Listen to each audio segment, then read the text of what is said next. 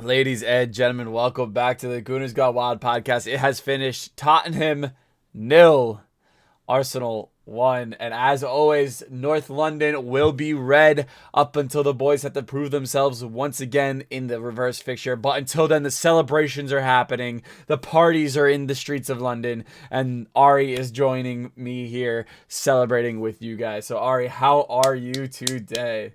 We don't even have to prove ourselves in the reverse picture. we North don't. We London, don't. London will always be red. It will always be red no matter what. It will always, always, always be red. Exactly. All right. Trophyless club.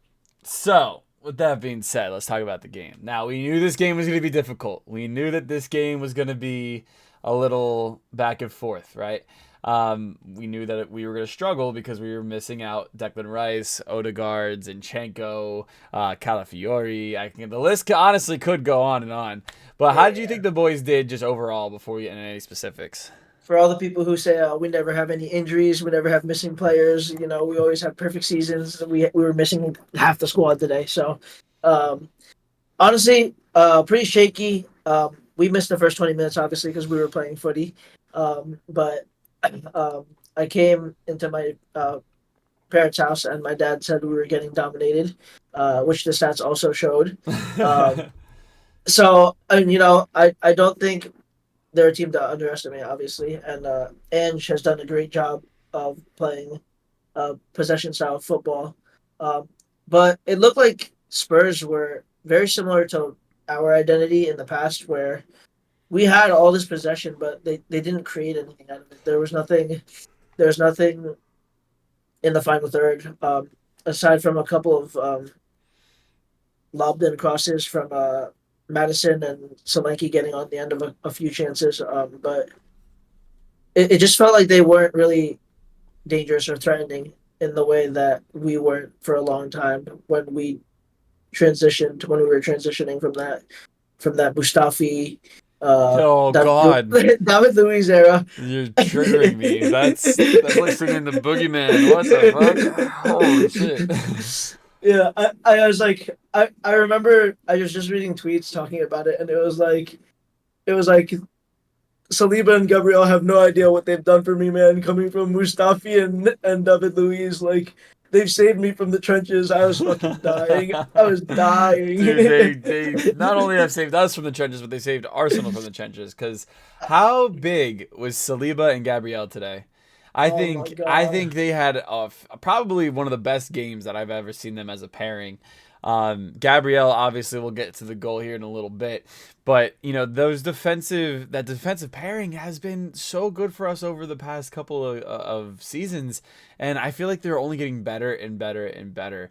Um, Absolutely. and a lot of the like praise and stuff goes to Saliba, but I feel like Gabrielle. I think we touched on this a couple times on the podcast. Gabrielle kind of skates under the radar a little bit, Uh, uh, and I think this was a good reminder for the Arsenal fans. Speaking of which, let's talk about the Arsenal fans. Incredible support in the away stand today.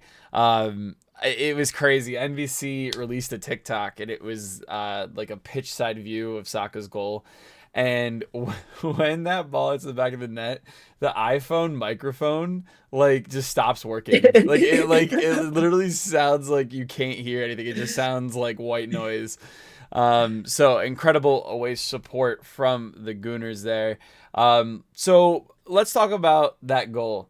Patrick came on our podcast as a guest and literally said, "Hey, I think one of the goals is going to come from the back line." And sure enough, it came from the back line in Gabrielle. So I think that just means we have to have Patrick back on a little more I often. No, I agree. think I so. agree. We need Yeah. Patrick on the pod more often. I agree. But what a beautiful set piece. I mean, that was like a textbook corner. Like how did you react to that goal? I mean, like Nicolas Jover has transformed our club in terms of being able to score and find different ways to unlock defenses. And I think um, there's just so many accolades to him. Like he's he's such an excellent set piece coach because obviously what we've been doing has been working the past 2 3 seasons, and it's become a problem for other teams that they have to think about and deal with. And um, it's just I love the way Gabriel attacks the ball on Mm-hmm. set pieces. Like he's such a threat in the air. He's so big and so strong. And I know that there's some controversy. There'll probably be some controversy among Spurs fans for the little push Nah, in the back nah. on on Well, if you wanna talk Romero. about controversy, then we could talk about the Romero handball that wasn't Yeah, called. yeah. Or the So, from seasons ago, the son pushing the back on Cedric, if you remember oh, that one. dude, that was a Yeah, strange yeah, call. That was a yeah. really Yeah. because didn't we then also give up the penalty because of that? Like it was like Uh, a push in the back, but it became a hand. I don't know. Yeah, I do yeah, remember yeah, that. yeah, yeah, yeah. So there's always going to be controversy, obviously, but I think it didn't really stop Romero from defending him. He just lost his mark, Yeah, and Gabriel just was the biggest one up. So yeah. I also think Vicario could have done a lot better as well. He didn't. well, Go that's ahead. the Go ahead. thing. The commentators were saying that, and um, if you watch the post game like breakdown analysis of it, With it's Tim so hard for him Howard. to come out. Yeah. It's so hard for him to come out because we crowd the six area, like all of our players crowd the six area and they're running into the six area, and then the defenders are marking our players obviously. So there's way too many players for him to get past in order to really come out and catch that or Catch that. punch it. So it's Right. it's hard. I definitely think the commentators were like, oh, the keeper should have done much better with that. But the way that Arteta and Nicolas Jover set up our set pieces, they're just constantly using players as screens to be able Yeah. to stop the keeper from coming out, or just to be pests. And like Ben White does it all the time. You see it. He's constantly being a pest to the keeper. So I think it speaks to you know it's kind of like you're setting a screen. Is what I said. Yeah. Yeah. No, I do agree. I still think he could be a little bit stronger though. I Yeah. mean, Yeah. we see Raya go over like six people sometimes with a punch, and I Yeah. just feel like he wasn't trying to get that, clearance. I think he was just trying to stay at home, wait for the ball to come to him. Yeah. Yeah. That's fair. And unfortunately for him, the ball went literally right where he was standing, and he just reacted really poorly. I think it's a thunderous header. If you watch that Yeah, I replay, was gonna say it I don't think was from that distance it's yeah, too hard to react to. thunderous header, thunderous header. So again, a great goal from Gabriel. I believe that is his first of the season. And then Bukayo Saka, man. What is he like? Like I don't want him to stop being good, but like he just gets better and better and better. Like this, It never there stops with is him. no ceiling with him. Like Uh, I did see someone say that like, and this was not an Arsenal fan saying this, by the way, and I'm not sharing the same sentiment, but I saw someone put that he is the best in the world right now, and I think an argument could be had. I think he's obviously top five in my opinion. he's definitely up there. I don't want to say number one. I feel like there's a couple things he needs to work on in order to be number one. Plus, we need to get some trophies in order for him to even be in that conversation. But, Mm. um, you know, I think the commentator said it perfectly. Man City has Erling Haaland. We have set pieces. So yeah, a team like Man City who is struggling can get the wins because of Erling Haaland, but we can get the wins because of those set pieces. Mm. And yeah, I think today was a good showing of that. Let's talk about some negatives. Actually, wait, before we go to negatives, Jury and Timber, fantastic game. Absolutely fantastic Fantastic game. game. I agree. Uh, Across the back, we were phenomenal. We played very well. agreed.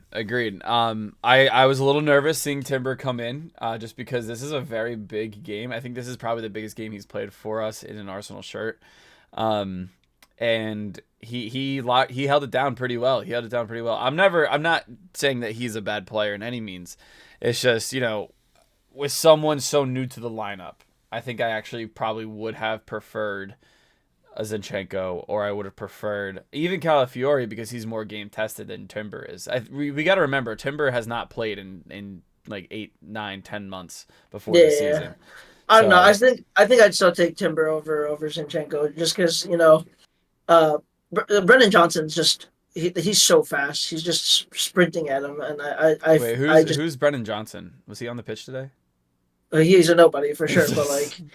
But like in terms of threats for Spurs, not that they have, not that they're really solid threats, but you know what I mean. Yeah, yeah. Yeah.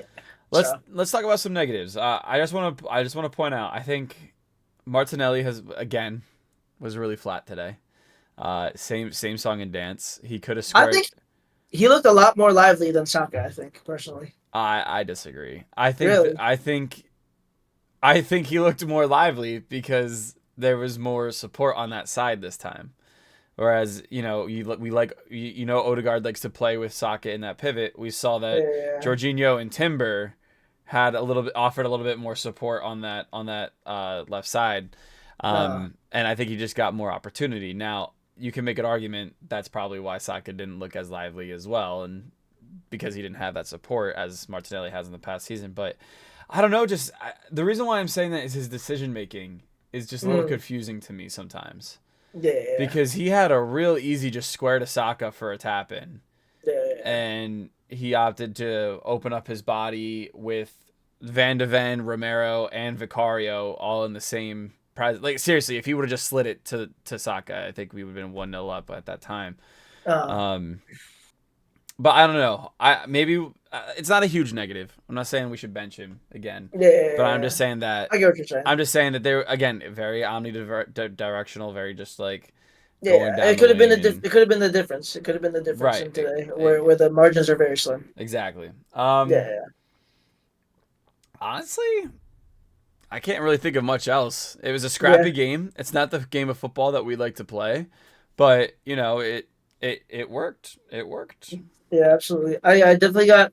I don't know. Watching a few times with like Trossard on the ball, in our defensive third, trying to like dribble out, I got Yes. so scared. I got so scared, and it kind of made me. I was thinking about that in the car, and as much as I love Trossard and I think he's a baller, they just don't make midfielders the way they used to. Like if that was Santi Carzola or like Flamini or like Cess, like they're dribbling their way out of that, I think. And it's just not the same. I don't know. They're just not they don't have the same flair or the same ability, I feel like, as they used to. But you know who does have the flair and ability? Mr. Martin Odegaard. But Yeah, I don't know about that one, but but yeah, it's he was okay. nowhere to be found today, right? Well, neither was your boy. So Because he was the ghost. all right, all right. Is there any other things you want to talk about today's game? I mean, I feel like we kind of covered all the points. We're kind of here on a little bit of a celebratory. We don't really have much criticisms to say. Just here to have fun and celebrate. Yeah, absolutely. I just glad that we can beat Tottenham. And So much love for this football club. I keep forgetting how much I hate Tottenham until we play Tottenham. Like, you They're know what I so mean? awful. Like they're shit. They're And so shit. let's talk about real quick. Vicario trying to baby boy Timber, and Timber just absolutely like dominating that fight in pure Timber fashion. Timber went like this, and then Vicario said something, and immediately Timber grabbed onto his jersey, and then that issued a little scuffle. uh, So good to see. Good old North London Derby things. yeah. A little bit of raise the temperature. A little A bit. little get everyone riled up. But Why I not? feel like we needed it. We needed it. It's fine. All right. Is there anything else you would like to say or talk about with the game?